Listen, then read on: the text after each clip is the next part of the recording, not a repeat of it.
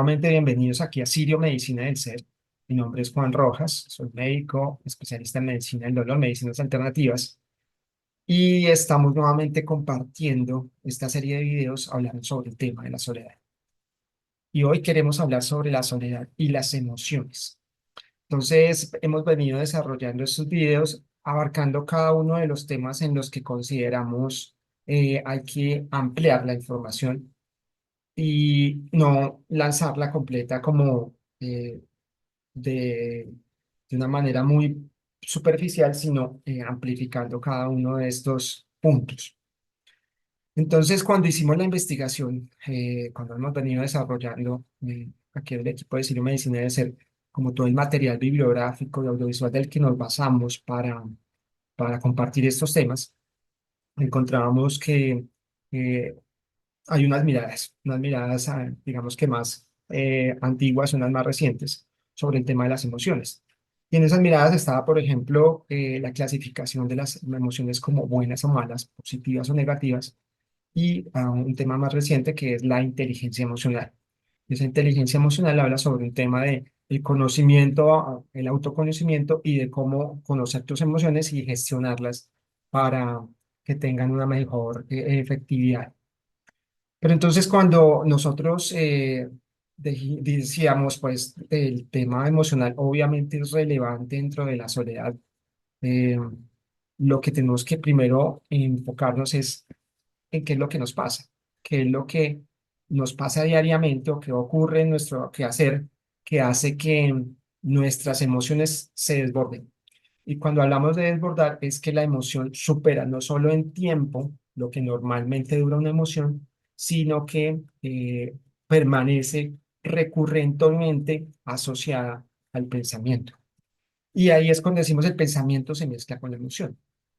¿Y por qué ocurre esto? Primero, las emociones existen desde hace mucho tiempo. Si nosotros lo miramos desde el desarrollo de la corteza cerebral, desde el desarrollo cerebral, las emociones están metidas en la parte más antigua del desarrollo cerebral.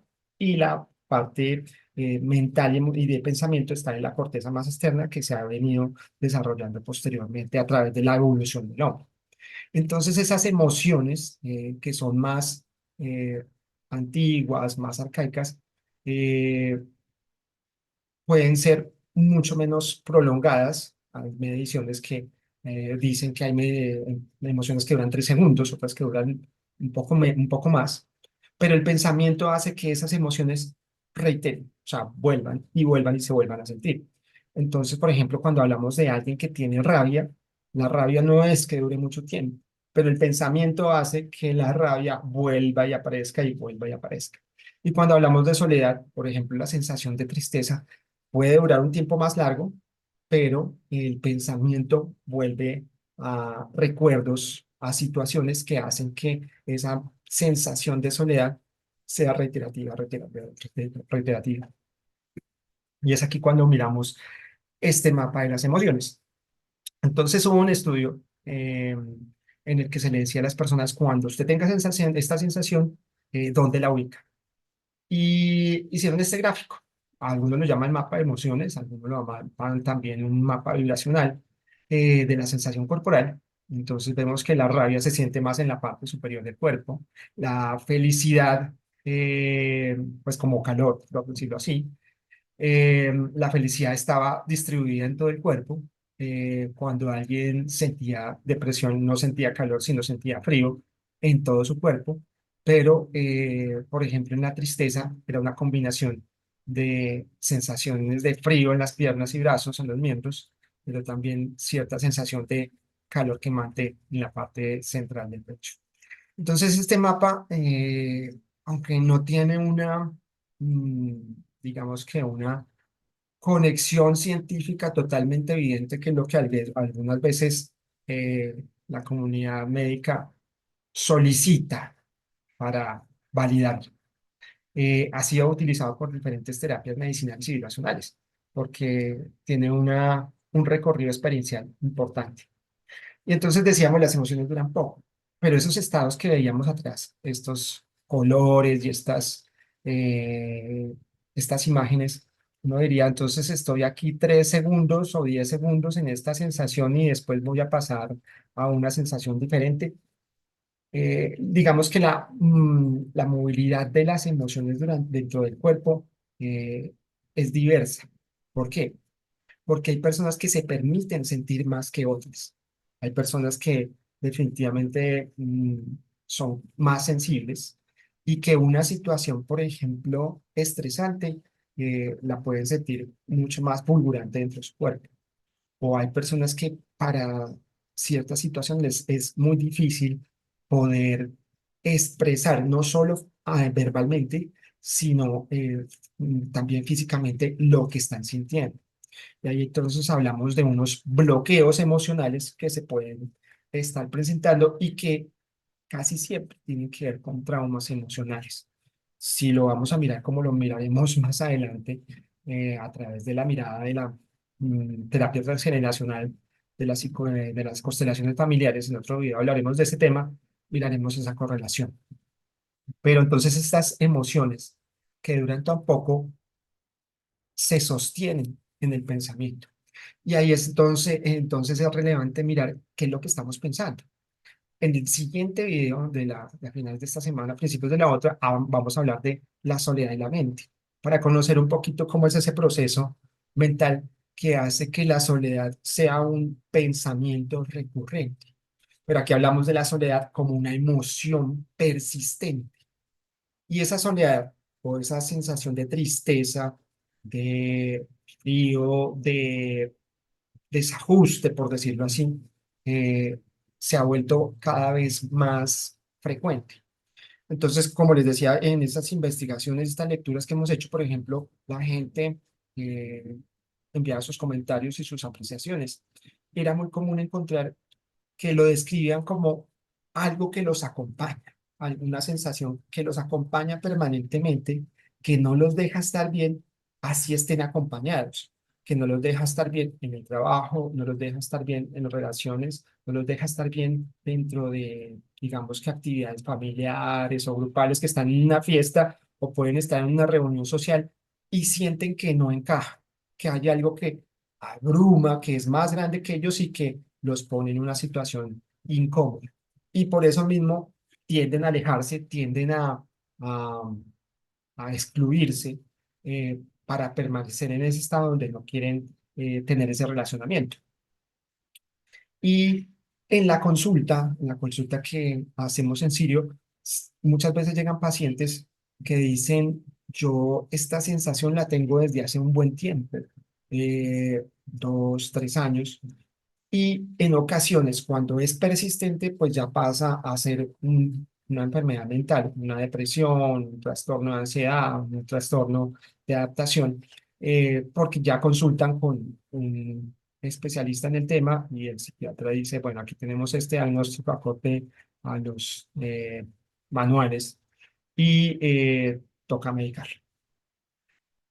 Pero en ocasiones hay cierto temor y cierto, digamos que resguardo de decir, yo voy a consultar a este tipo de especialistas, sobre todo los psiquiatras, porque no quiero llegar a tomar medicamentos psiquiátricos. Pero antes de llegar a ese punto, hay que mirar qué hay atrás y es dónde comienza y dónde se genera esa sensación. Entonces, muchas personas dicen, bueno, a mí me empezó hace 3 meses, posterior a que tuve una separación, una ruptura amorosa, se murió un ser querido. O hay personas que dicen, esto me viene desde hace 20 años, como les decía, porque pasó una situación en mi adolescencia o en mi infancia. Entonces, cuán complejo es determinar si ese tiempo corto o muy largo eh, es la misma emoción, la misma sensación que ha venido sobre el tiempo, o si esa misma emoción o sensación ha venido cambiando, porque ese es como el primer tip, es como evidenciar si lo que has sentido durante el tiempo, a través de todos estos meses, años a veces te permanece igual, esa sensación es igual, porque la sensación puede ir cambiando. Y aunque inicialmente era una sensación como de tristeza, puede después pasar a esa sensación de rabia, de distanciamiento, y posteriormente volverse una sensación de melancolía, que es como una tristeza un poco más fuerte. Entonces, aquí hablamos de un tema y es, ¿qué me hace a mí feliz? Porque si hablamos de lo contrario de la tristeza, pues estaría la felicidad. Y la felicidad es un momento. Muchas veces cuando se le dice a alguien, yo quiero, ¿qué es lo que tú quieres? ¿Qué es lo que buscas? Busco felicidad, busco paz. Pero esa búsqueda de esa felicidad eh, no puede ser algo permanente, no puede ser yo me encuentro feliz siempre. Entonces ahí es donde identificamos que la emocionalidad es un sube y baja, tiene unos valles, tiene unas montañas, y que si fuera totalmente plano, eh, no podríamos sentir muchas cosas de la vida. Si fuéramos una llanura donde nada pasa, entonces podemos decir, no, aquí todo está bien, no hay nada que me ponga feliz, pero tampoco hay nada que me ponga triste.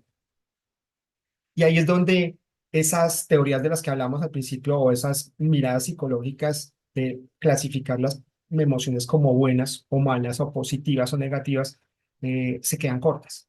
Se quedan cortas porque de todos modos tiene que haber esos cambios. Obviamente, y cuando son demasiado bruscos, pues ya ahí vamos que es muy difícil ajustarse y volver a un equilibrio. Pero ahí entonces ahí entramos en la razón. Qué es lo que me da a mí la razón o cuándo tengo la razón para sentir que mi felicidad está completa? Y ahí entra un tema mental que vamos a mirar más adelante, pero vamos a desglosarlo en la siguiente semana. ¿Cómo puedo manejar esas emociones? ¿Cómo puedo manejar mis emociones? ¿Cómo puedo entrar en un conocimiento interior que diga, me está pasando esto y esto puedo gestionar? Entonces aquí hay algo relevante y era que una de esas audiopublicaciones que vimos, videopublicaciones, es un video que tiene muchas vistas, tiene más de 5 millones y el hombre habla de la responsabilidad. Entonces decía, tú eres responsable de tus emociones. Y entonces si tú te sientes triste es porque eres irresponsable. Yo no dice, ve, tanta gente mirando esta información, porque no es solamente que la miren muchos, pero pueden sintonizar con ese argumento. Y lo que decíamos anteriormente, hay personas que dicen, esto supera lo que yo puedo hacer. O sea, yo soy capaz de hacer unas cosas, pero esto es más grande, me limita y no sé cómo manejarlo. Entonces, ahí entraría en una disyuntiva de es o no es mi responsabilidad. Finalmente, ese video nos llega a hablar de la culpa. Yo tengo la culpa de lo que me pasa.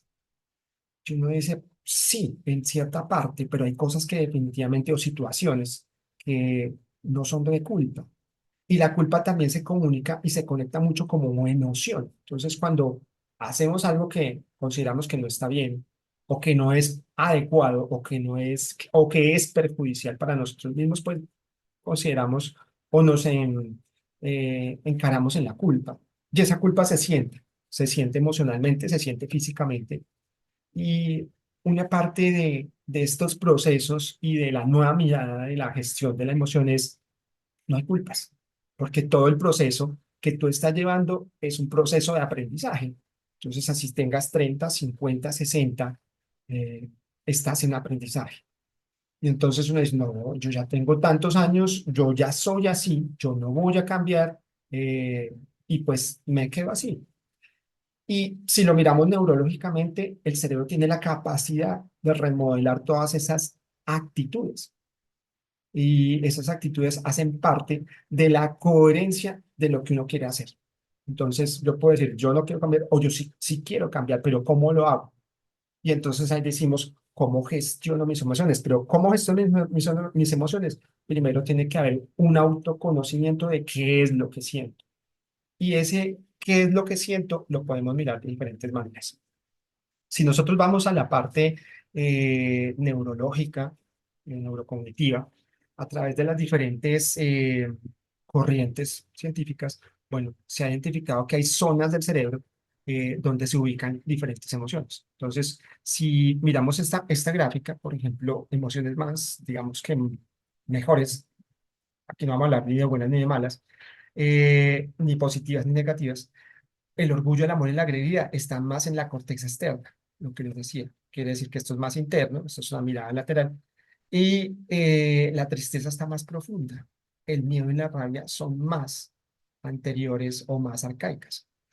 Y primero hablamos de miedo y rabia antes que la tristeza, porque el miedo y la rabia están asociadas también con ese instinto de supervivencia. Pero la tristeza se desencadena posteriormente y para llegar a este punto del orgullo, el amor y la alegría, que son, digamos, que unas sensaciones, unas emociones mucho más agradables, eh, pues hay que recurrir a todas estas vías neurológicas. Pero, ¿qué queremos decir con esto? Que mm, como ven, todo esto está dentro de nuestra estructura cerebral, o sea, tenemos que sentirlas, o sea, no podemos suprimir la tristeza. Nunca estoy triste o siempre estoy feliz. No se puede. Y a estar reconociendo, sí, me pongo triste, mm, y estar diciéndole al otro, o al amigo, o al hijo, o al papá, o al hermano, no te pongas triste, no ayuda. Entonces, hay veces que las emociones decimos, pero te está desbordando esta emoción. Entonces, alguien dice, estoy triste porque mi equipo favorito de fútbol perdió. Bueno, siéntelo. Pero es una sensación transitoria, pues porque fútbol vuelve a ver a los 5 o 8 días. Pero cuando decimos, por ejemplo, estoy triste porque mi pareja me dejó o terminé en una relación muy difícil y se terminó, pero fue un aprendizaje, fue unas sensaciones, fue un compartir. O estoy demasiado feliz porque logré algo que venía buscando hace mucho tiempo.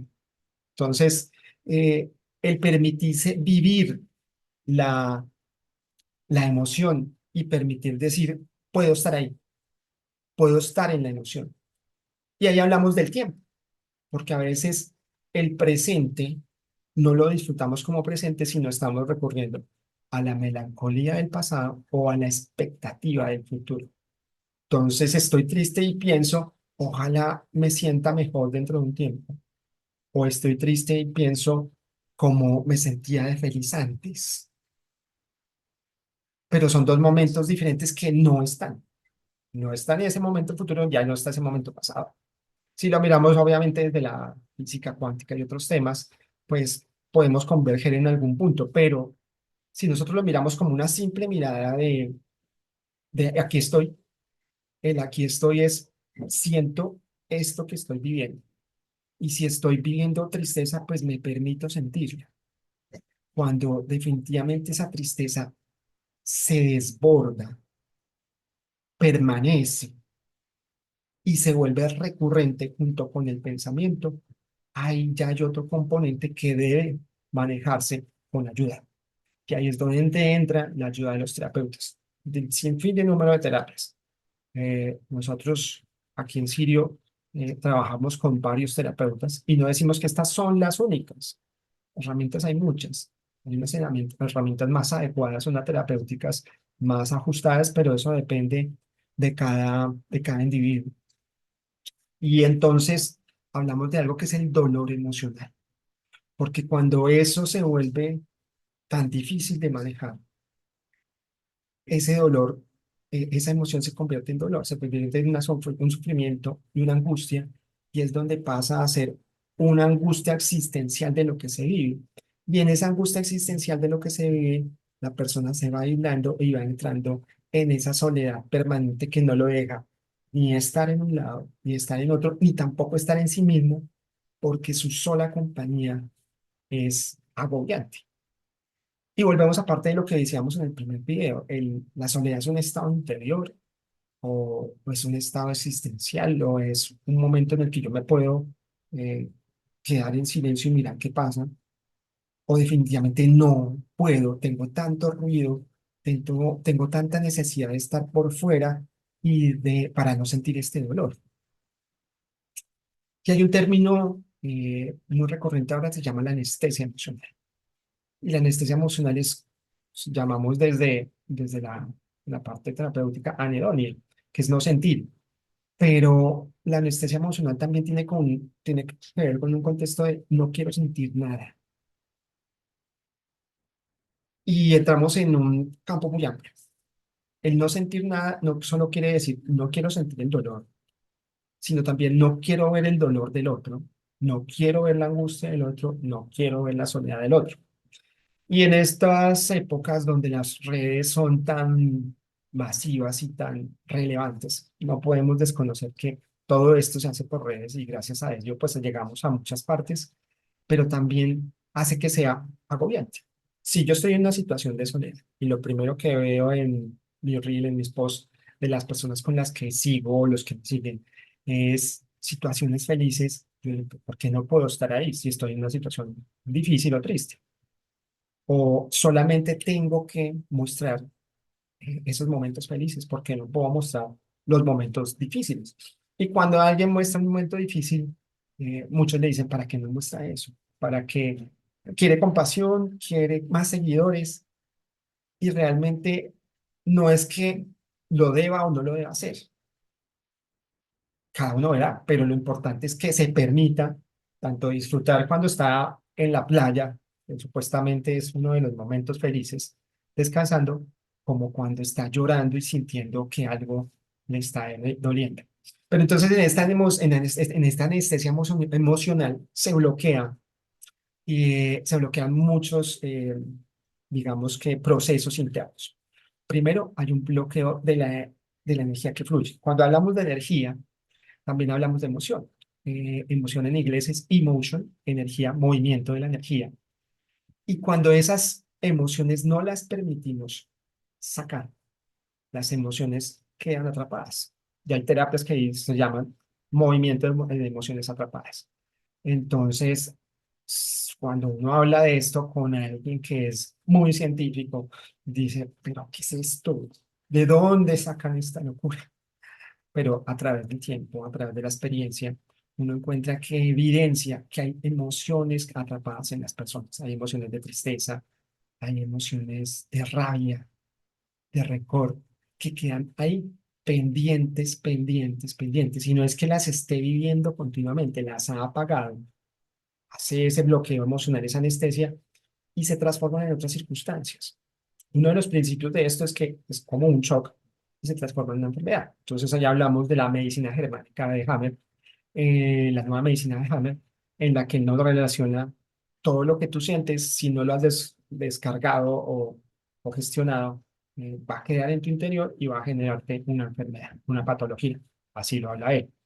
Desde la medicina tibetana, desde las medicinas vibracionales, todo se expresa primero en ese campo energético. Y ese campo energético tiene que ver con la emoción, como lo relacionaba. Y si ese campo energético no está equilibrado, posteriormente se expresa en el campo físico y es en el campo físico orgánico, donde alguno de los sistemas, órganos o tejidos va a presentar alguna alteración. Desde la medicina china, por ejemplo, la vesícula, cuando se inflama y produce cálculos por una colestasis, una colelitiasis, para la medicina china los cálculos tienen que ver con la rabia. Y la rabia es eso que no gestiono, se va acumulando y va formando esas piedritas. Para la medicina china, eh, ningún órgano en la medida de lo posible hay que extraerlo. Hay medicinas que pueden ayudar, pero obviamente hay casos en los que definitivamente hay que sacar la vesícula y hacer la cirugía. Pero entonces nos vamos, ¿por qué se me generó esta situación? Porque ahora tengo cálculos o porque tengo cálculos urinarios, porque los hago permanentemente.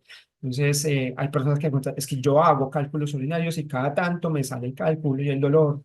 ¿Qué es lo que estás generando interiormente que te genera piedras? Que tú mismo te tiras piedras. Entonces, cuando hablamos de esta anedonia, de esa incapacidad para, para expresar lo que sentimos, también ahí metemos el tema de qué necesito a veces para seguir en ese estado. Y es, recurrimos a otras situaciones, recurrimos a otros elementos, recurrimos a veces a las adicciones. Entonces, para no sentir anestesio con alcohol, para no sentir anestesio con drogas, para no sentir anestesio con mucho ruido, con mucha música, con mucha fiesta, como estar mucho afuera. pero hay un momento en que todo eso baja, no puede estar continuo porque el cuerpo no lo resiste y te encuentras en ese estado solo y dices, necesito más para no volver a sentir. Entonces se vuelve un ciclo, un círculo vicioso y, y esa anestesia emocional nos pasa en muchas cosas. Como lo veremos más adelante cuando compartamos otro de los temas de la soledad, el comportamiento social.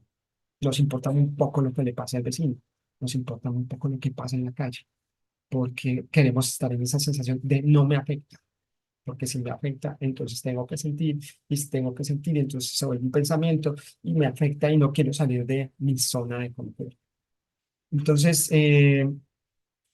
cuando revisamos el tema desde este bloqueo, también lo miramos desde algo que se llama la vulnerabilidad. Y la vulnerabilidad es capaz de decir, va a romper este muro, pero no viene aquí encima, este muro que me hace tan fuerte, que me hace ver tan fuerte y que quiero demostrar. Por estos días hay un movimiento de un actor reconocido que dice, los hombres necesitamos expresarnos. Si nosotros vamos a un poco a la revisión de la literatura científica, la soledad se presenta más en mujeres que en hombres. Las enfermedades crónicas relacionadas con la soledad se presentan más en mujeres que en hombres, porque la constante o la constancia del pensamiento colectivo es los hombres pueden resistir más, no solo físicamente, sino son los que menos expresan. Que un hombre llore está mal, que un hombre diga estoy cansado y me duele, o definitivamente tengo rabia y tristeza, pues no está bien. El hombre debe estar acostumbrado a superar lo que le ocurre.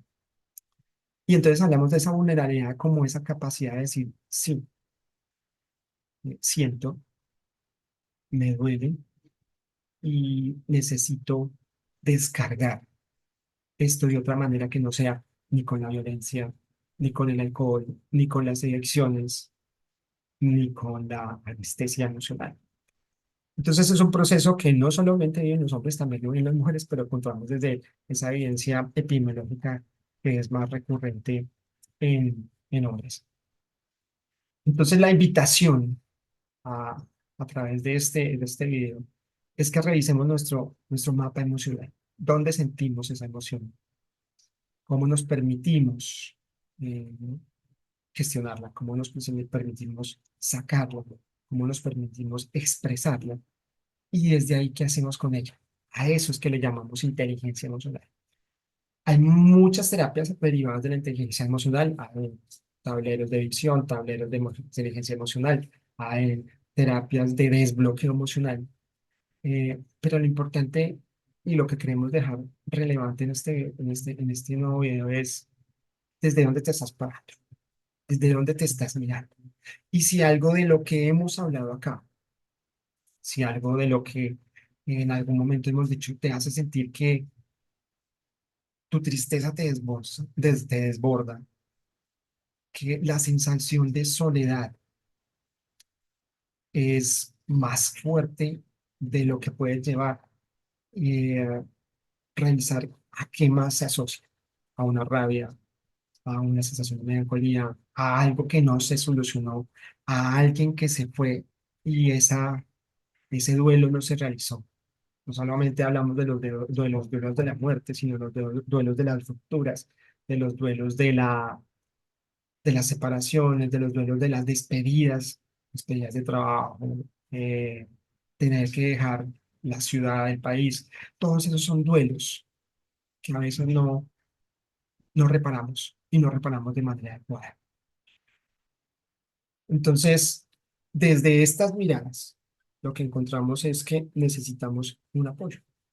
Y el apoyo puede ser leer, puede ser películas, puede ser estar en una terapia, puede ser compartir con alguien todo eso que estás sintiendo y que continuamente permanece. Entonces queremos nuevamente invitarlos a suscribirse al canal, a compartir con las personas que consideren que les puede servir esta información. Y para el próximo video hablaremos de las emociones perdón, de la soledad y la mente, como en nuestra mente ese pensamiento y la soledad hace que sea más recurrente. Suscríbete a nuestro canal, estamos también en Instagram como Sirio Rayita el Pisa Medicina del Ser. Ahí permanentemente publicamos información y la información de la terapia, de los talleres y de lo que hace parte este espacio de bienestar. Así que muchas gracias y nos vemos próximamente.